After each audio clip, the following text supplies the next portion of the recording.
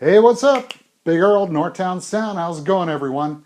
Another episode of All Mod Cons. This is an occasional feature set that's on this channel where I'm doing videos where the router's coming out, the planer's coming out, sawdust is flying, paint is peeling. This is sort of the major stuff, okay?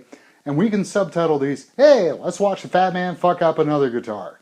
Today's victim is one I've already fucked up once. This is John. I drove about 40 kilometers in a blizzard to rescue this bass from... This guy was smoking a lot of dope. That's the only thing I can say. The Epiphone Gothics only came in black, and what he had done is he had painted the outer parameter and the risers and the peg head and the side of the neck in fluorescent green. And he had done that because he had a Gibson Gothic T-Bird and he wanted to be able to tell the difference between the two of them. Drugs are bad, okay? Don't do drugs, it'll make you a bad person. That was the green he put on there, okay? So fluorescent green, and this is like model making paint, like tester's paint. He made a mess of this bass. It totally reacted with the finish and kind of melted together, which was really bad. He also shaved the neck down. I don't know if you can see that. It's about half the depth of what it should be. And this neck's always been a little wonky, always requiring setup like it does right now. So this is my detune bass, and I love detuning, so this bass gets recorded a lot. It's got two issues though. Big thing is, this thing sounds like shit, okay? It's very murky sounding. I can't use the bridge pickup because it's like bright murk. So it's always that pickup there. I always have to go into the Sans amp, usually under a lot of gain. It's a lot of fighting to make this sound like anything. And the finish on this thing, something's happened. I had refinished this to sort of mimic the parchment paper that's on the cover of Who by Numbers, erstwhile the cheesy homemade pickguard there with John Entwistle on it. But the finish has yellowed. I don't know what happened. It's really kind of gross now. This used to be like parchment color. It was cream. So I picked this up the other day, realized I had to set it up yet again. And I'm like, you know what? Let's just fix this thing. So this is what I'm going to do with John. Going through my collection of crap that I have in here, I discovered I've got a couple of Music Man style pickups. I'm going to route this so I can drop this in, probably plug that back off so there's nothing there, plug off that volume control as well and go from there. That might be closer to sonically what I want. So that's what we're going to do. We're going to change that to a Music Man pickup and we're going to refinish this. And the finish that I'm going to do on this is actually inspired by a sports car that I saw today. So this could be fun. Grab yourself some chips. Let's see how this one turns out. It's the next day. I'm out in the shed. It is cold. Yeesh.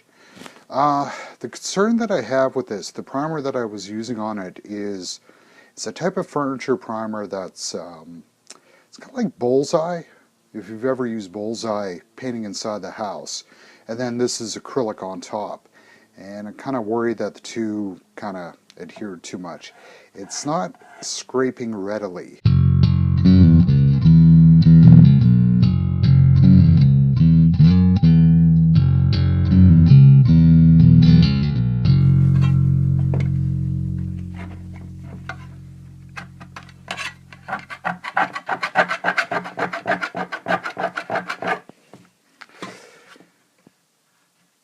Now you see the issue here, this is just gumming up. So I might just have to use a million sheets of sandpaper and sand this. So this is an example of something that was finished kind of incorrectly. I was trying something on this, so we're just going to have to go through and do the old-fashioned way, I guess. Tons of sandpaper that's like 220 grit and finer. No coarse kicking around, so got small belt sander paper. Gonna improvise, and it seems to be working. This is going to be a little bit of a slow process. I hate sanding days, but endorsement, anti-vibration gloves. Buy these old man things, but they're great. Well, that certainly did suck, I must say. I was wrong. I thought this was basswood. Don't know what that centerpiece is, but the outside wings are definitely mahogany. Halfway through the strip coat. Fun. Yeah, it wasn't fun. Nothing like spending an afternoon sanding when it's not even 10 above. Yeesh. It's kind of funny. I forgot what a pig this was to do because of all the crazy angles. It's funny on the risers, you can see the original black where I couldn't hit it last time. And I had to sort of chisel out the cavity, or chisel the paint out so I can attach the wood there. Okay, next day, we've made it up to 10 above already, and it's only 10 o'clock. Hurrah! So it's plug off day. Went through my scraps of wood. I did find some mahogany I've got. I've always found plugging things. If you spend 10 minutes making it fit, you spend 3 hours trying to hide it. You spend half an hour making it fit, you spend 10 minutes trying to hide it. So I got to do some chop and I got to do some planing and try to get that in. About a half an hour in. Chisel, sandpaper, and I'm just doing the rounding to fit. So belt sander, I'm just using this as a flat edge. Sorry about the glare.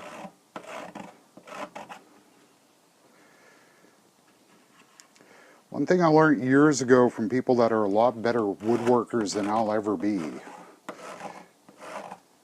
You don't always trust the power tools. There's a lot of stuff that you can do by hand. A little bit of patience will get things to work a lot better some days. And patience is something I ain't got. Fat man's hungry again. The doweling I have is either too thin or it's too thick. So just rounded it over again with some sandpaper. Turns into a plug. I'll just cut this and glue this on. Just wanted to say something. I just learned a great new phrase yesterday looking some stuff up. There are people that talk about Home Depot luthiers. Yeah, because apparently you're supposed to buy all your stuff from fancy places. Well, this is mahogany doweling. Guess where I got it? That's right. So, you know what? Screw them. Elitists. Okay, that took 3 tries. Every time that I went to cut this, the whole thing split on me because the grain's going this way, which is what you want, but makes things nasty. So it's in there, it's through, it's proud right now. I'll hit it with the pole saw and I'll end up like these guys did. Running into a little bit of a quandary with the pickup. So that's basically how much I got to take off of this thing. But the center rise on this thing is going to make it a bit of a pig to put on any sort of straight edge to route this. I think I'm just going to chisel that to make it work. Again, this is one of those things where it'd probably take me longer to come up with a balanced straight edge and a filler for here so my router doesn't slip than it's going to be for me to do it with a chisel. The grain isn't on my side though, so I'm going to have to go slow on this one.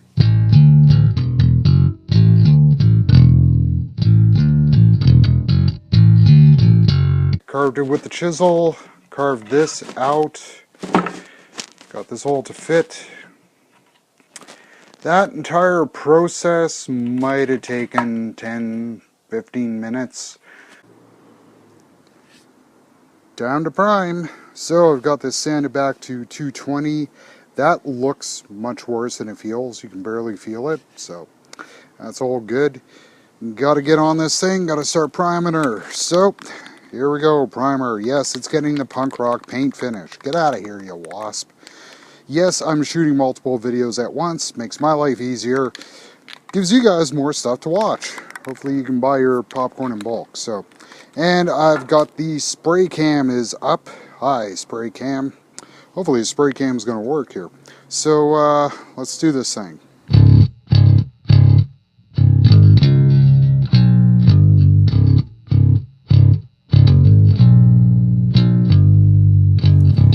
So you saw what I was doing there. So we're holding back the primer. We're not on really tight. We're doing very light coat. I'll let this cure. I'll sand this back. I'll coat it again. We'll let that cure. Sand it back. Whah, whah, whah, whah. 5, 6, 7 coats, something like that. Just get a nice even coat on here. Time for the neck. Again, send it down to 220, masked off. Now, with the neck, again, you see how thin that is. That's almost a wizard neck. Hey, let's try it on the spray cam. Hopefully the spray cam catches that. I was a little paranoid of taking off any wood on this. So this is actually just kiss sanded back with 220. And the second I saw any wood dust, actual wood dust, I stopped. Because I'm being paranoid on this neck. I don't want to take off any more than I did. The primer that I used on this, I just found it again. Gesso, Gesso, which was recommended to me by people I know that do sets for like plays and stuff like that. Because it bonds to everything, hides glue really well. Bonds a little too well.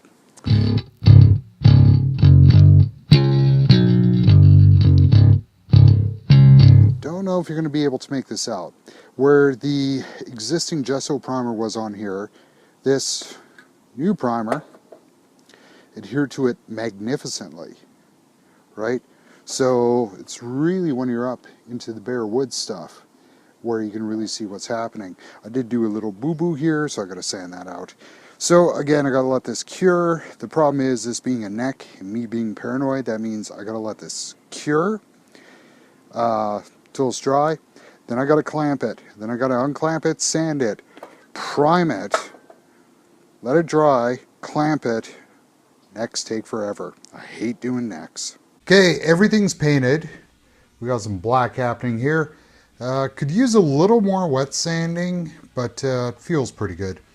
Now I mentioned that the inspiration for the color on this thing was off of, it was a bitchin' Camaro that I saw.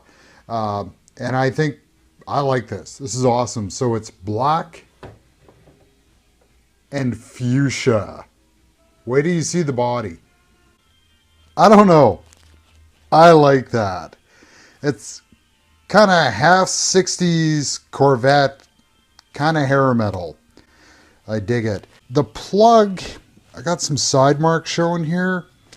Don't think it's going to bug me. We're going to see. So tonight, I'm going to get this body hooked up here, which means I got to get me a pickup in there. So that's another hour of my life wasted. I don't know how clear it was when I was doing the video on the piece that I was putting in, but it didn't go all the way to the bottom. There was a gap, specifically so I could use wire route, but I didn't leave enough of a gap. So I ended up sitting here mining through trying to drill a new hole, and I did ping the top. Now I'm just going to put a piece of veneer on that that's painted that color. I got to do a little touch up here now from the drill, but I got some India ink somewhere. But finally got the wiring through. And I'm just showing you this because I just discovered a great new trick and frustration. This is heat shrink tubing, which is what you use to cover over your wires to insulate them instead of electrical tape. This is the only thing that held this bundle of wires coming down because, of course, being a Music Man, this is 4 wire plus ground. And basically I had to slice back a lot. Where the heck is it? I don't know. Here's the other Music Man pickup I had kicking around.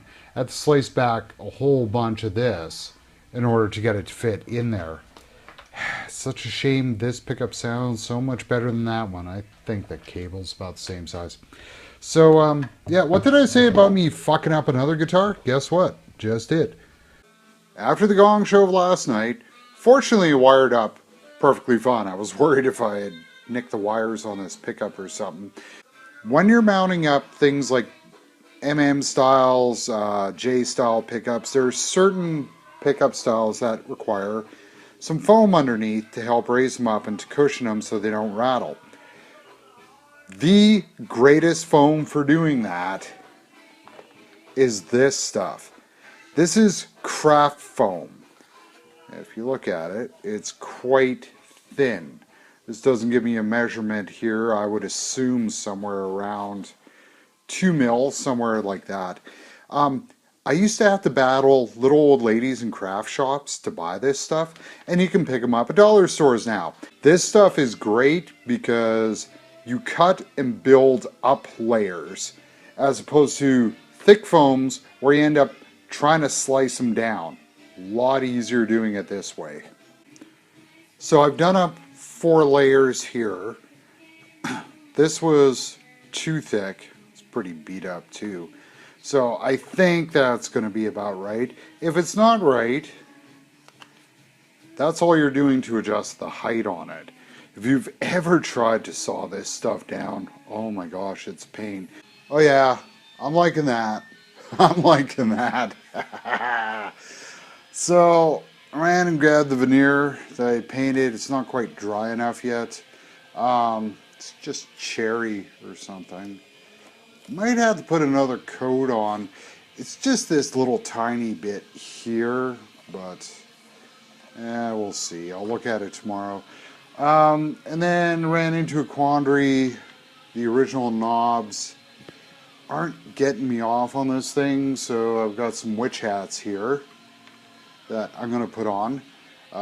Unfortunately, the witch hats don't fit very well. How do you deal with that? Here's big trick. Tack. You know, the stuff you use for putting up posters and you don't leave holes in the wall? This stuff works amazing on that stuff. Just slap some on, figure out where 10 is. Squish down. Let it sit for a little bit and just grips. That already feels like it's designed to fit on there. So, yeah. Tack. That was a crazy one I figured out. I didn't learn that from no one. I figured that one out myself. So I took a piece of the veneer, feathered the edges, glued it down, but then it fit better than when I glued it. So now, if we move the light, you can see it depending on the angle. It was a little bright there, so I think I'm going to live with that though. Mainly because I want to get this going. I want to hear how this sounds. So we're going to string her up. And to my great luck, I found some strings I picked up back when you could get strings at a half decent price in Canada. So some Pro Steel's 100 gauge. Now this is detuned. That's not as heavy as I would like. So I'm going to have to up the string tension. I'll show you how to do that yet again, boys and girls. I've shown this about half a dozen times, but because not everybody watches every video, I'm that way. We're going to do it again. How much string do I need up at the nut? Okay. Depends on your string tension. So, if I'm running a bass, and I want it where I can really bend notes and stuff like that, I'm going to go for about 4 fingers worth. Whatever that works out to be in height. Now, because this is going to be tuned to D, and this is only 100 gauge, I don't think that's going to be stiff enough. So what I'm going to do, from the fretboard to the bridge of my thumb, that's where I'm going to take it over here. The mid trick, again, this was shown to me by an old tech. This is how they did it in the 70s. The reason why they did it this way as opposed to going over to the tuning pegs and going, let's say, oh, you want to go too past, is this spacing will vary depending on, if you have, let's say, a Fullerton and you're stringing up, let's say, a copy of an Esimahui, that distance can vary, right? When you're going with our friend, the hand like this, it kind of fixes the physics. That's the way he told it to me. I don't know. I've been doing it this way for years. It works. Just try it next time you're stringing up something. You'll see. That was a bit of a fight. The neck did move. It was sitting like that. So I had to try to flatten it a bit. There's only so much you can do. You got to remember, a truss rod's not going to work miracles. But I got it good. It is a little floppier than I want it to be still, but I think I can work around it a bit. Really at this point, I need to shim up this pickup because it's still too far away. How about we check this thing out in action? Hemmed into the corner again. I really got to get the downstairs studio going. So she's done.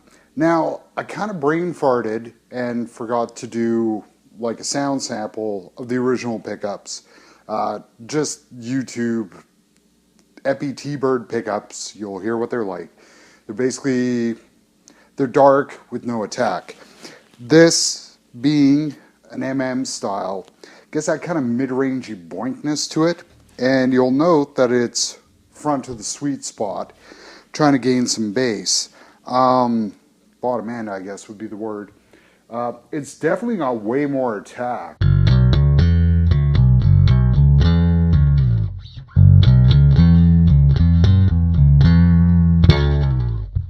So, don't mind that at all. Really bright strings, I gotta say. I'm not used to like fresh strings on this thing. Running through the power block is normal. And I'm also going DI on this just because I don't want to blow my brains off with volume here.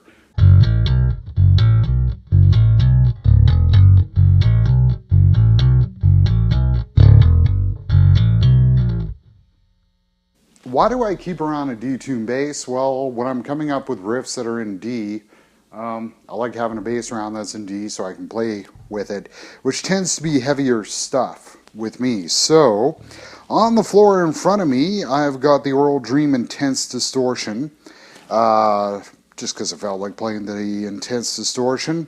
For giggles, I've also got the Oral Dream Digital Wah there, and I've got the Moski Dyna Compressor in, largely to control any sort of spikes that are coming from the wah. So right now I'm just bypass. Just throw on the comp for a second here.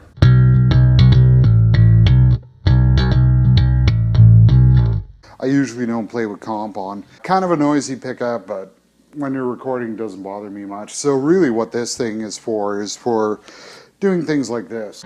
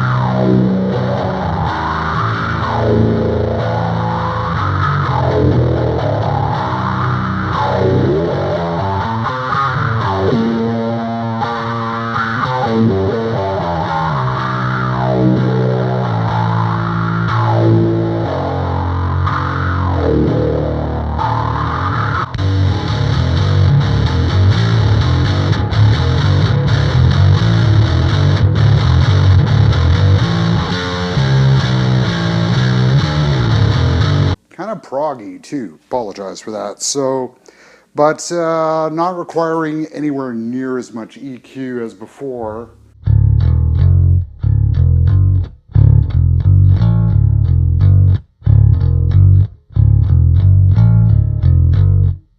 So, we'll live with it. Glam. That's the other thing it looks like. I belong in like a Slade tribute band with this thing. So that's that one done. So this is being renamed Heuchera. Look it up. I just love the colors on this. I don't know why. Still got to touch that up. I got to shim that pickup just a little bit. It's a little boomy on the low E. Not quite strong enough up here. Plays about as good as it's going to get. Again, with that neck being so darn skinny. It's a little skinnier than I like, but it works good and definitely doesn't require the EQ that the original T-Bird's pickups needed. So that turned out okay. So hopefully you learned something there. If you dug this video, tell your friends. Okay, maybe they'll learn something. Maybe they'll go off and start working on gear that they have kicking around, try to extend its use. I mean, the worst thing that's going to happen is you're going to end up with firewood, right? Firewood's great, right? No, fire, fire, fire. And if you dug the sound of those Oral Dream pedals, please remember this is a commercial channel. Check out my website, northtownsound.com. I'm also on reverb.com/shop/northtownsound. Lots of econo pedals with really great sounds because you don't got to spend a lot of money to get the tools you need to get the tunes flowing, right? That's just a modern myth that I really don't believe in. Old man punk here talking, okay? So anyways, thanks a lot for watching. Big Earl, Northtown Sound. Later.